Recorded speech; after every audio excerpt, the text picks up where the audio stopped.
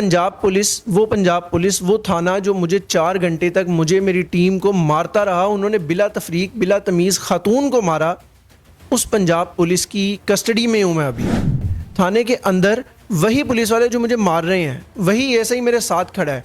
मैं 4 घंटे के बाद मज़ीद जुर्रत करूँगा ये कहने की कि मैंने नहीं वीडियो बनानी जी। पंच लगे, मुझे अंगूठी पहने हुए पंच लगे, ये मुझे असले के बट मारे गए विदाउट तमीज़, मुझे बांस मारे गए विदाउट तमीज़। यानी आप किसी जानवर को नहीं इस तरह से मारते और मैं फिर वहाँ पर कहूँ जी मैंने सुलह नहीं करनी, ऐसा नहीं होता।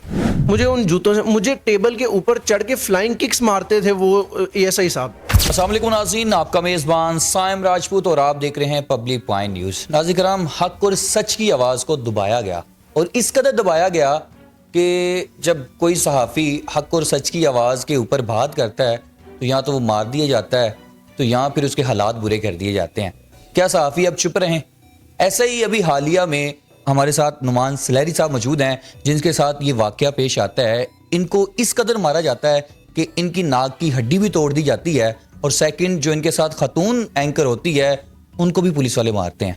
जी हाँ, मर्द हजरात की बात कर रहा हूँ, लेडीज़ तो कांस्टेबल होती नहीं ना, मर्द हजरात की बात कर रहा हूँ। नुमान सलहरी साहब हमारे साथ मौजूद हैं, बाकी की तफसीलात इनसे जानते हैं। अस्सलाम वालेकुम। वालेकुम सलाम। नुमान भाई कैसे हैं? अल्लाह का करम बेहतर। ये तब कैसी है आप? काफ़ी बेहतर है। हड्डी अभी बेसिकली ट्रीटमेंट होना बाकी है।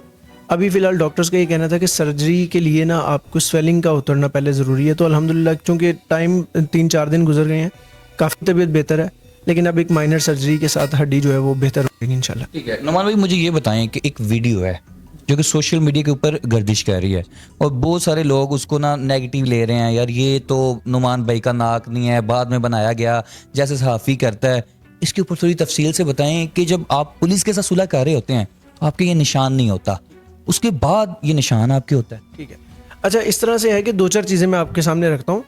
मैं सिर्फ सवालिया अंदाज में आपके सामने रखूँगा। एक सहाफ़ी का बुनियादी हक है सवाल करना, जो कि हर पाकिस्तानी का है एक्चुअली, लेकिन हम लोग ज़रा चूँकि मशहूर होते हैं सवाल करने के लिए, तो मैं सवालिया अंदाज में रखता हूँ। अवाम उसका जवाब दे दे, वो तनकीद करने वाले जवाब दे दें तो सबसे बेहतर हो जाएगा।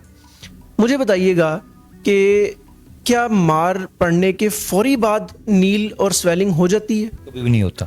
एग्जैक्टली अब आप जवाब दे रहे हैं, मैंने सिर्फ सवाल किया। क्या पंजाब पुलिस वो थाना जो मुझे 4 घंटे तक मुझे मेरी टीम को मारता रहा, उन्होंने बिला तफरीक बिला तमीज़ खातून को मारा, उस पंजाब पुलिस की कस्टडी में हूँ मैं अभी, थाने के अंदर हूँ मैं अभी। वो वीडियो ने बड़ा काम आसान किया है। पहले तो एक प्रोपेगेंडा पुलिस की जानिब से हुआ जी, ऐसा तो वाकई नहीं हुआ। उस वीडियो ने साबित किया कि सर मैं थाने के अंदर था। मुझे बताएं, थाने के अंदर वही पुलिस वाले जो मुझे मार रहे हैं, वही ऐसे ही मेरे साथ खड़ा है। मैं 4 घंटे के बाद मज़ीद जुर्रत करूँगा ये कहने की कि मैंने नहीं वीडियो बनानी जी, मैंने नहीं सुना। कोई भी नहीं करेगा, कोई भी नहीं करेगा। एज ए इंसान मैं अगेन मॉरली स्ट्रांग हो सकता हूँ। एज ए इंसान दर्द तो मुझे होती है कि नहीं, मुझे एज ए इंसान खून भी निकलता है, एज ए इंसान मुझे तमाम वही काम होते हैं जो एक नॉर्मल इंसान के साथ है। मैं एक लिमिट तक था कि यार इसके बाद अगर ये लिमिट क्रॉस हो गई, मैं चाहूँगा सही में ये हाथ दिखाएं ज़रा, ये देखिएगा ज़रा, ये आप देख रहे हैं, यानी कि अभी भी ये निशान, यानी ये अभी भी, यानी ये स्वेलिंग नहीं है, ये जिस तरह वो पानी या इस तरह कोई जख्म नहीं बन जाता, ये वो चीज़ बन चुकी है। हुआ क्या, ये पंच लगे, मुझे अंगूठी पहने हुए पंच लगे, ये मुझे असले के बट मारे गए विदाउट तमीज़, मुझे बांस मारे गए विदाउट तमीज़। यानी आप किसी जानवर को नहीं इस तरह से मारते और मैं फिर वहाँ पर कहूँ जी मैंने सुलह नहीं करनी, ऐसा नहीं होता। फिर उसके बाद मेरे इदारे ने मुझे कहा कि यार ये सुलह करते हैं, ये वीडियो बनाते हैं, जो करते हैं, अभी के लिए फ़िलहाल आप फौरी तौर पे इस थाने से बाहर निकलें।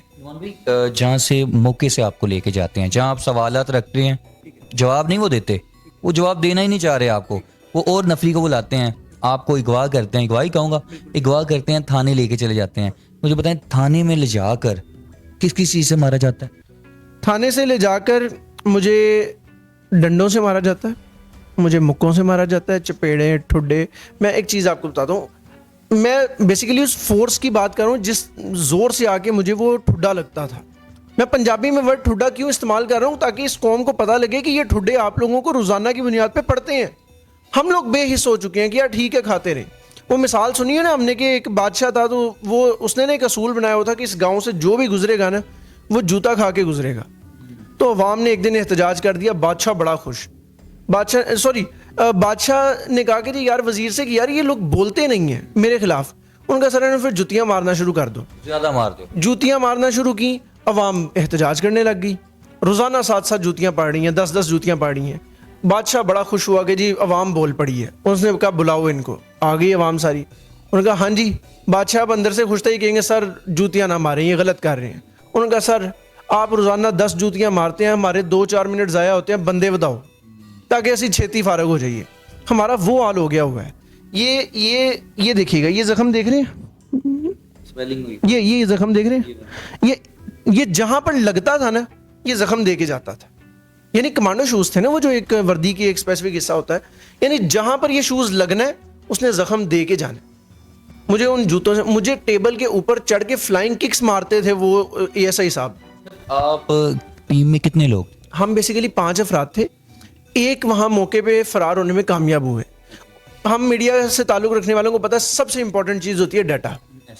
उस शख्स ने देखा जब ये मामला आउट ऑफ कंट्रोल हो गया, उसने फौरी तौर पे डाटा रिकवर किया और वो भाग गया। उसकी वजह से बहुत सारी चीज़ें सेव हो गई। खातून थी, खातून को इन्होंने मोबाइल स्नैच किया, खातून ने इनकार किया मोबाइल देने से, इन्होंने स्नैच किया और उसको बाकायदा मारा चौक के अंदर। ये लेडीज कांस्टेबल थी? नहीं, ये बदकिस्मती से मर्द हजरात थे और सभी मर्द थे, यानी तकरीबन 15-16 अफराद थे, सभी मर्द थे, बावर्दी थे।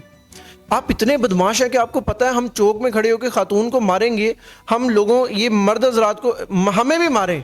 आप चौक में खड़े होकर मारें, आपको अवाम देख रही है, आप CCTV कैमरास की मौजूदगी में मारें, आपको कोई परवाह नहीं, आपको पता है मेरा कोई कुछ बिगाड़ ही नहीं सकता।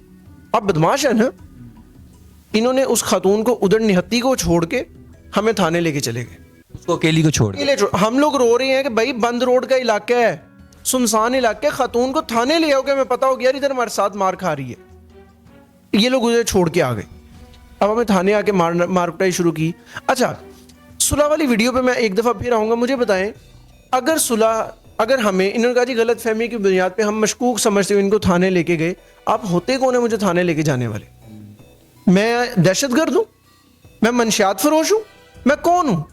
मुझे आपने देखते ही क्या सुलैर साहब हंसी तो तुहानू लभ रहे सी, सुलैर साहब मैं तुहानू जानना, ये अल्फाज उनके हैं। ये उनके हैं, मेरे पास रिकॉर्डेड पड़ी हैं ये सारी चीज़ें। अगर आप मुझे जानते थे तो मुझे थाने क्यों मशकूक समझ के लेके गए आप? सर क्या लगता है नुमान भाई ये चीज़? साइम भाई एक चीज़, आपने सुलह की, आपने ऐसा क्या किया था कि आपको सुलह करनी पड़ी? ये पॉइंट है। आपने ऐसा कर क्या दिया कि आपको सुलह करनी पड़ी है? आपने अगर ला के बिठाया, आपने बड़े मज़े से आपने कहा सर आप हमारे मेहमान हैं, तो आपने सुलह किस बात की है? आपने हालो बेहाल किया हुआ था। और लास्टली मुझे ये बताएं, साइम भाई मारने के बाद वही पुलिस वीडियो बनाएगी और क्या कहेगी, जी ठीक है खून खराबा आन दो, कोई गल नहीं। यानी वो सुलह कर रही है और वो कहेगी जी आप खून साफ ना करें, वो कहेगी आप खून समेत इधर आ जाएं, आप वीडियो के अंदर कोई मसले वाली बात, जख्मों समेत आ जाएं। आपको इतना साफ किया जाएगा कि किसी को शक नहीं होगा, आपके चेहरे के ऊपर जबरदस्ती मुस्कुराहट भी आएगी, आपके ऊपर सब कुछ आएगा। इकरार भाई, इकरारुल हसन को दुनिया जानती है, पाकिस्तानी दुनिया जानती है और एक अच्छा नाम है और वो नाम भी हक सच पे है। और उसके बाद इकरार भाई आप में नजर आते हैं, लोग कहते हैं यार दबंग बंदा है, और अक्सर हमने आपको देखा है कि आप हक सच पे रहते हैं। मुझे बताएं, ये सब होने के बाद शाह चौधरी की एंट्री बीच में कैसे ले आए आप लोग? पहले तो रह गई बात इकरारुल हसन वाली, तो अगर आप लोग समझते हैं कि इकरार भाई वाला मकसद मैं अगर आगे लेके चल रहा हूँ तो ये मेरे लिए बाइसे फ़ख्र है, ये बल्कि ज़िम्मेदारी है कि इसको फिर निभाना पड़ेगा। लेकिन मेरा ज़ाती ख्याल है कि हम सबको सैयद इकरारुल हसन बनना चाहिए, हम सबको हक़गोई करनी चाहिए। हम सिर्फ एक पर डिपेंड ना रहें कि सैयद इकरार आएगा तो वो करेगा, नुमान सुलैरी आएगा तो वो करेगा, साइम आएगा तो वो नहीं। हम सब अपने हिस्से का किरदार अदा करेंगे ना तो सर ये निज़ाम, ये मुल्क ठीक हो जाएगा। सेकेंडली, शाहिद चौधरी साहब कहाँ से आए? अब सैयद इकरारुल हसन साहब हमारे सीनियर हैं, उन्होंने ट्वीट्स करना शुरू की जब उन्हें पता लगा कि यार हमारे साफ़ी भाई गिरफ्तार हैं, या गिरफ्तार भी नहीं, अगवा हो चुके हैं और पुलिस ने किया है और ज़बरदस्ती उनके साथ तशद्दुद किया जा रहा है, तो उन्होंने ट्वीट्स करना शुरू की। अब उनकी ट्वीट ज़ाहिर हाई ऑफिशल्स तक पहुंची, एक प्रेशर बिल्ड होना शुरू हुआ। उस प्रेशर के लिए बचने के लिए ये वीडियोस भी बनी, उस प्रेशर से बचने के लिए, उन कॉन्सिक्वेंसेस से बचने के लिए कि यार ये साफ़ी पकड़े गए या मसला बनेगा, उन्होंने वो राजीनामा भी लिखवाया जो कि अपने, मेरी वल्दियत गलत है, आप राजपूत फैमिली से बिलोंग करते हैं, बच्चे को भी पता है कि भाई सुलहरी कौम जो है वो सब कास्ट है राजपूत की, मेरी कौम और आई लिखी हुई है आगे।